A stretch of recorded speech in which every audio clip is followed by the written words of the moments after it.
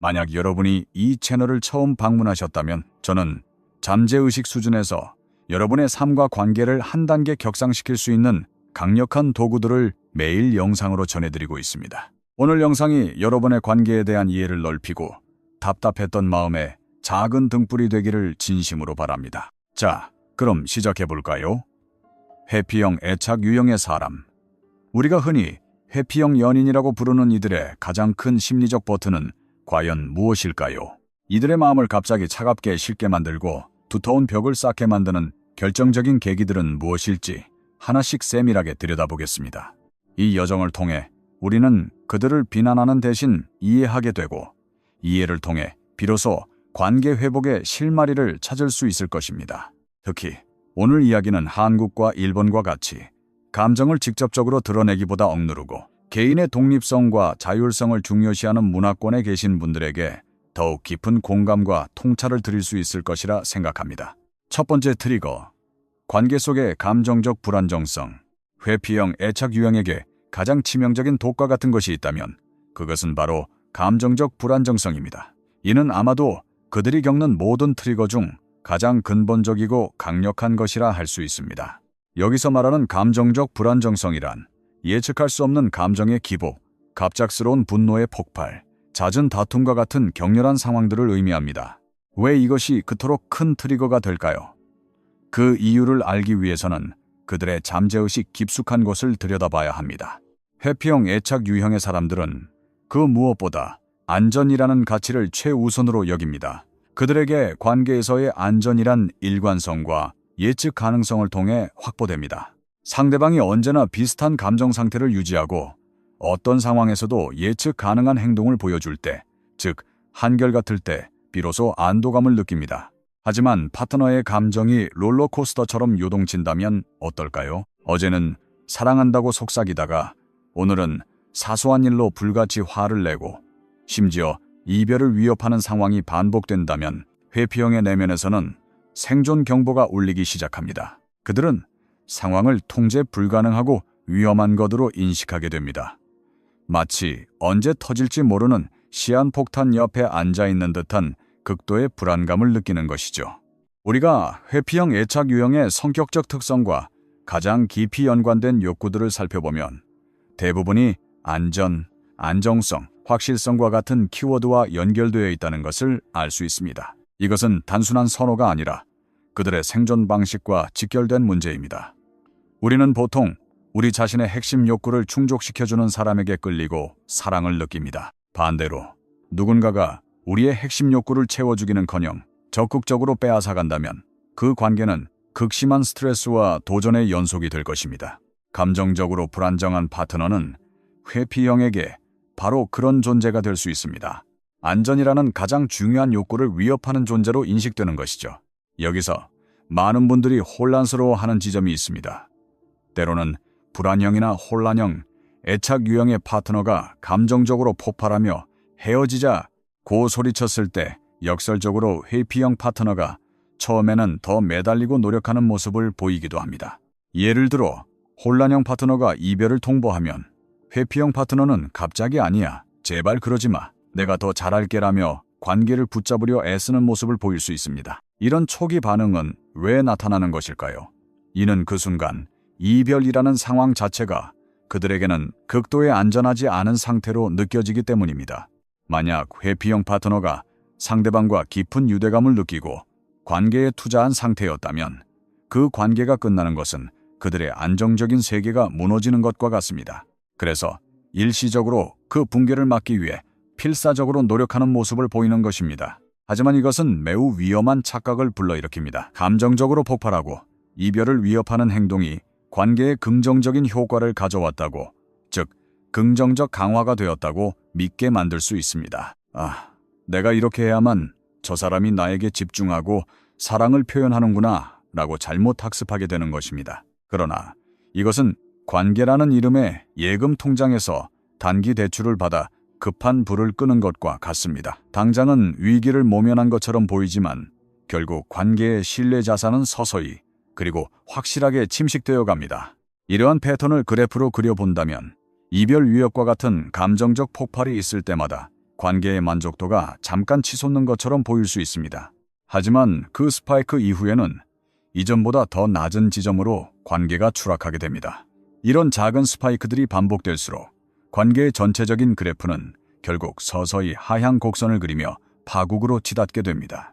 겉으로 보기에는 잠시 문제가 해결된 것 같지만 회피형의 내면에서는 이 관계는 안전하지 않다, 나는 언제든 버려질 수 있다는 불신이 암세포처럼 자라나고 있었던 것입니다. 그래서 저는 수년간 상담을 통해 많은 분들로부터 이런 이야기를 들어왔습니다. 제가 헤어지자고 해야만 제 회피형 파트너가 정신을 차리고 잘해줘요. 하지만 저는 단호하게 말씀드립니다. 그 행동은 장기적으로 두 분의 관계를 좀먹는 독약과 같다고 말입니다. 단기적인 관심과 노력을 얻는 대가로 관계의 근간이 되는 신뢰와 안정감을 영원히 잃게 될 수 있습니다. 혹시 지금 이 영상을 보시는 분 중에 관계 속에서 자신의 감정이 주체할 수 없이 요동치고 그로 인해 파트너에게 상처를 주는 행동을 반복하고 있다면 부디 자책하지 마십시오. 그것은 결코 당신의 잘못이 아닙니다. 그러한 감정적 반응은 대부분 과거의 깊은 트라우마, 해결되지 않은 마음의 상처, 그리고 반복되는 심리적 트리거에서 비롯됩니다. 하지만 동시에 그 상처를 치유하고 건강한 방식으로 감정을 표현하는 법을 배우는 것은 온전히 당신의 책임입니다. 저희 연구소의 과정 중 제가 가장 아끼는 수업 중 하나인 감정 마스터리와 신념 재프로그래밍 과정은 바로 이 지점을 위한 완벽한 청사진을 제공합니다. 여러분의 잠재의식 속에 어떤 트리거들이 숨어 있는지, 그것들을 어떻게 정확히 찾아내고 근본적으로 재프로그래밍하여 고통스러운 패턴에서 영원히 벗어날 수 있는지에 대한 구체적인 방법론을 제시합니다. 이 과정을 통해 여러분은 버림받을 것이라는 두려움, 혼자가 될 것이라는 공포에서 벗어나 안정된 신경계를 되찾고 건강한 관계를 맺을 수 있는 내면의 힘을 기를 수 있습니다. 두 번째 트리거, 날카로운 비난. 회피형 애착 유형의 마음을 닫게 만드는 두 번째 강력한 트리거는 바로 비난입니다. 물론 누구에게나 비난은 아프고 상처가 됩니다. 하지만 회피형에게 비난은 단순한 지적을 넘어 그들의 존재 자체를 부정하는 치명적인 공격으로 받아들여질 수 있습니다. 흥미로운 점은 회피형 중 일부는 직장과 같은 공적인 공간에서는 건설적인 비판을 표면적으로는 잘 수용하는 것처럼 보일 수 있다는 것입니다.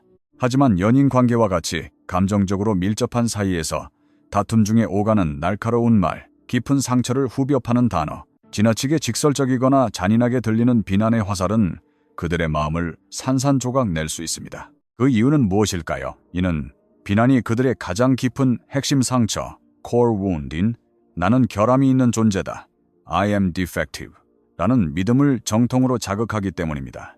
이 상처가 건드려질 때 그들은 극심한 수치심을 느끼게 됩니다. 수치심이라는 감정의 본질을 생각해 보십시오. 누군가 수치심을 느낄 때 가장 먼저 드는 충동은 무엇일까요? 바로 숨고 싶다는 것입니다. 어린 시절 학교 식당에서 점심 식판을 엎질러 모두의 주목을 받았던 순간을 떠올려 보세요. 음식이 옷에 다 쏟아지고 창피함에 얼굴이 빨개졌을 때 우리는 그 상황에서 도망치고 싶다는 생각밖에 들지 않았을 것입니다. 이처럼 수치심이나 당혹감은 우리로 하여금 숨거나 도망치게 만드는 강력한 원동력이 됩니다. 회피형 애착 유형의 사람들은 다른 유형에 비해 이 수치심을 더 만성적으로 그리고 더 쉽게 느끼는 경향이 있습니다. 그들의 잠재의식에는 이미 나는 뭔가 부족하고 잘못되었어라는 믿음이 깊이 각인되어 있기 때문입니다. 그렇기 때문에 파트너의 비난은 그들에게 새로운 정보가 아니라 이미 스스로 믿고 있던 끔찍한 사실을 재확인시켜주는 잔인한 확증처럼 느껴집니다. 결과적으로 그들은 어떻게 반응할까요? 그들은 뒤로 물러나 자신의 동굴 속으로 숨어버립니다. 자신과 다른 사람들 사이에 안전거리를 확보하는 것이 이 끔찍한 수치심으로부터 스스로를 보호하는 유일한 방법이라고 믿기 때문입니다. 이것이 바로 그들이 비난에 직면했을 때 갑자기 입을 닫고 연락을 피하고 감정적으로 거리를 두는 근본적인 이유입니다. 특히 한국이나 일본과 같은 동아시아 문화권에서는 체면이라는 가치가 매우 중요하게 여겨집니다. 비난은 단순히 개인의 잘못을 지적하는 것을 넘어 그 사람의 체면을 깎아내리고 사회적 가치를 훼손하는 행위로 인식될 수 있습니다. 따라서 회피형 파트너에게 당신은 왜 항상 그 모양이야? 또는 정말 이기적이다와 같은 인격적인 비난은 그들의 존재 가치를 뿌리째 흔드는 것과 같은 파괴력을 가질 수 있습니다. 그 순간 그들은 더 이상 대화를 이어갈 힘을 잃고 자신의 내면으로 깊이 침잠하게 되는 것입니다. 세 번째 트리거, 과도한 기대감. 회피형 애착 유형을 무력하게 만드는 세 번째 트리거는 기대감입니다. 여기서 말하는 기대감이란 파트너가 자신에게 무언가를 원하고 바라는 상황 그 자체를 의미합니다. 물론 관계에서 서로에게 기대를 갖는 것은 자연스러운 일입니다. 하지만 회피형에게 파트너의 기대는 종종 나는 저 기대를 충족시킬 능력이 없다는 무능감의 감정과 직결됩니다. 수년간 수많은 회피형 내담자들과 대화를 나누면서 저는 반복적으로 비슷한 이야기를 들어왔습니다. 그들은 이렇게 말합니다. 저는 정말 제 파트너를 위해 노력하고 싶어요. 사랑하는 사람을 행복하게 해주고 싶습니다. 하지만 가끔 파트너가 무언가를 원할 때 저는 도대체 어떻게 해야 그 원하는 것을 줄 수 있는지 방법을 모르겠어요. 구체적인 예를 들어보겠습니다. 파트너가 나는 더 사랑받고 있다고 느끼고 싶어라고 말합니다. 이 말을 들은 회피형 파트너는 생각합니다. 사랑을 표현하는 방법이라. 그럼 내가 설거지를 대신 해주거나 힘든 일을 도와주면 되겠지. 그래서 그는 묵묵히 집안일을 돕고 파트너를 위해 무언가를 해주는 봉사의 형태로 사랑을 표현합니다. 하지만 사실 파트너가 원했던 사랑받는 느낌은 따뜻한 포옹이나 다정한 스킨십과 같은 신체적 애정이었을 수 있습니다. 결과는 어떻게 될까요? 회피형 파트너는 나름대로 최선을 다해 노력했지만 파트너는 여전히 당신은 내 마음을 몰라줘. 나는 여전히 사랑받는 것 같지 않아라며 서운함을 표합니다. 이 순간 회피형 파트너의 내면에서는 모든 것이 무너져 내립니다. 그들은 자신이 할 수 있는 최선을 다해 취약함을 무릅쓰고 노력했는데 그 노력이 완전히 빗나갔다는 사실에 깊은 좌절감을 느낍니다. 이런 경험이 반복되면 그들의 잠재의식에는 어차피 내가 뭘 해도 소용없어. 나는 결국 상대방을 만족시킬 수 없는 사람이야. 라는 패배주의적인 신념이 자리 잡게 됩니다. 그리고 마침내 해봐야 뭐해? 라는 체념의 상태에 이르게 됩니다. 중요한 것은 그들이 이렇게 반응하는 이유가 파트너를 더 이상 사랑하지 않아서나 무관심해서가 아니라는 점입니다. 그들은 상처받고 패배감을 느꼈기 때문입니다. 나는 이미 취약해지는 것이 너무나도 어려운데 큰 용기를 내서 노력했어. 그런데 당신은 여전히 화를 내고 여전히 사랑받지 못한다고 말하는구나. 이 모든 과정의 기저에는 사실 서로의 사랑의 언어가 다르다는 단순한 오해가 깔려 있는 경우가 대부분입니다. 하지만 이 오해가 표면으로 드러나지 않은 채 회피형은 그저 자신이 무능하고 결함이 있는 존재라는 생각만 강화하게 되는 것입니다. 따라서 이러한 기대감의 역학은 회피형에게 큰 트리거가 될 수 있습니다. 그들은 어떤 기대에 직면할 때마다 결국에는 자신이 무능력하고 패배감을 느끼게 될 것이라는 미래를 두려워하기 때문입니다. 이 문제를 해결하는 방법은 의외로 간단합니다. 파트너에게 당신이 원하는 것을 매우 구체적이고 매우 직접적으로 전달하는 것입니다. 나는 더 사랑받고 싶어라는 추상적인 표현 대신 나는 당신이 퇴근하고 집에 왔을 때 나를 10초 동안 꼭 안아주면 정말 사랑받는다고 느낄 것 같아 라고 말하는 것입니다. 이렇게 명확한 행동 지침은 회피형 파트너가 실패의 두려움 없이 당신의 기대를 충족시켜 줄 수 있는 안전한 길을 열어줍니다. 네 번째 트리거, 마음을 열거나 더 취약해지라는 압박. 회피형에게 네 마음을 좀 열어봐. 무슨 생각해? 말 좀 해봐와 같은 말은 세상에서 가장 듣기 싫은 재촉일 수 있습니다. 취약해져야 한다는 압박감은 그들의 네 번째 핵심 트리거입니다. 이러한 압박은 회피형의 내면에 있는 여러 가지 상처를 동시에 건드립니다. 첫째, 앞서 이야기했던 안전하지 않다는 느낌을 자극합니다. 그들에게 마음을 여는 것은 마치 갑옷을 벗고 무방비 상태로 적진에 들어서는 것과 같습니다. 둘째, 덫에 걸릴 것 같다는 두려움을 유발합니다. 누군가 계속해서 자신의 내면을 파고들려 할 때 그들은 자신의 공간이 침범당하고 통제력을 잃을 것이라는 공포를 느낍니다. 셋째, 약해 보인다는 것에 대한 두려움 또는 다른 사람에게 통제당할 것 같다는 공포심을 자극합니다. 특히 통제당한다는 느낌은 그들의 독립성을 잃을지도 모른다는 심오한 두려움과 연결됩니다. 회피형에게 독립성과 자율성은 단순한 가치관이 아니라 생존 전략 그 자체입니다. 그들은 어린 시절부터 나 자신은 내가 돌봐야 한다, 내 힘으로 서야만 안전하다는 방식으로 세상이 작동하는 법을 배워왔습니다. 따라서 자신의 독립성을 위협하는 것처럼 보이는 모든 시도는 그들의 생존 기반 자체를 흔드는 매우 깊고 강력한 트리거로 작용합니다. 그렇다면 어떻게 해야 할까요? 마음을 열라고 압박하는 대신 당신이 먼저 모범을 보이는 것이 가장 건강하고 효과적인 방법입니다. 관계 속에서 안전하고 조화로운 분위기를 만드세요. 당신의 이야기를 먼저 솔직하게 공유하고 당신의 취약함을 먼저 드러내세요.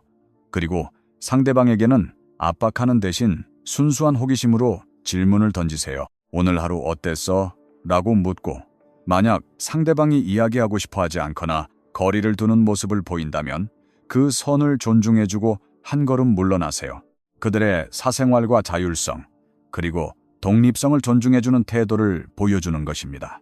시간이 지남에 따라 당신이 먼저 마음을 열고 공유함으로써 안전한 공간을 만들어주고, 상대방이 준비되었을 때 마음을 열 수 있도록 기다려주는 모습을 보여준다면 역설적으로 이것이 상대방의 마음을 가장 빠르고 효율적으로 여는 방법이 될 것입니다. 신뢰는 압박이 아닌 안전함 속에서 자라나기 때문입니다. 5번째 트리거. 자신의 노력을 인정받지 못한다는 느낌.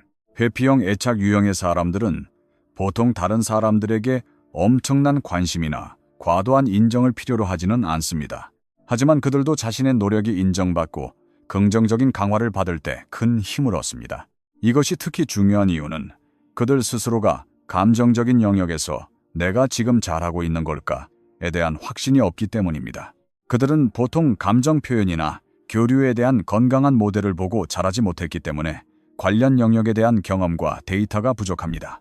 그래서 그들이 관계 속에서 무언가를 시도할 때 그것은 엄청난 용기와 노력이 필요한 일입니다. 예를 들어보겠습니다. 안정형 애착을 가진 사람에게 파트너가 자기야, 우리 좀 더 깊은 대화를 나눠보자라고 말한다면 그는 좋은 생각이야. 무슨 이야기부터 해볼까? 라며 약간의 노력을 기울여 대화에 임할 수 있습니다. 그에게 이것은 자신의 능력을 약간 확장하는 정도의 일입니다. 하지만 똑같은 말을 회피형 파트너에게 한다면 그것은 마치 자기야, 우리 세상에서 가장 무서워하는 공포 체험을 하러 가자, 지금 당장이라고 말하는 것과 같습니다. 회피형에게 마음을 열고 깊은 대화를 나누는 것은 자신의 가장 큰 두려움과 정면으로 마주하는 것과 같은 엄청난 사건일 수 있습니다. 그들에게 요구되는 노력의 크기는 이만큼 작은 것이 아니라 이만큼 거대한 것입니다. 그런데 그들이 이토록 거대한 노력을 기울여 자신의 두려움과 맞서 싸웠는데도 파트너가 그 노력을 전혀 알아주지 않거나 심지어 그것 가지고 뭘 했다고 그래? 라며 비난까지 한다면 어떻게 될까요? 바로 이 지점에서 그들은 완전히 마음을 닫아버리고 깊은 좌절감에 빠지며 관계로부터 단절되고자 하는 강한 충동을 느끼게 됩니다. 역시 뭘 해도 소용없어. 나는 사랑받을 자격이 없나 봐.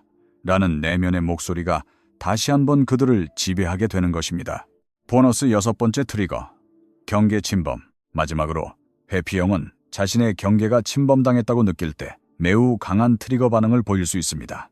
이는 앞서 말한 취약함에 대한 압박과도 일맥상통하지만 더 구체적인 행동들과 관련이 있습니다.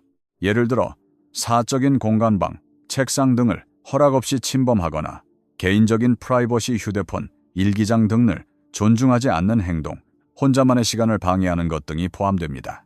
이러한 행동들은 모두 그들의 자율성과 통제력에 대한 직접적인 위협으로 느껴지기 때문에 강한 반발과 거리두기 행동을 유발할 수 있습니다. 지금까지 회피형 애착 유형의 마음을 닫게 만드는 5가지에서 6가지의 주요 트리거에 대해 깊이 있게 알아보았습니다. 오늘 이야기가 여러분의 관계를 이해하는 데 작은 도움이 되었기를 바랍니다. 이러한 트리거들에 구체적으로 어떻게 대처해야 하는지, 관계 역학 속에서 어떤 대화법을 사용해야 하는지에 대해 더 깊이 있는 후속 시리즈를 원하신다면 아래 댓글로 알려주세요.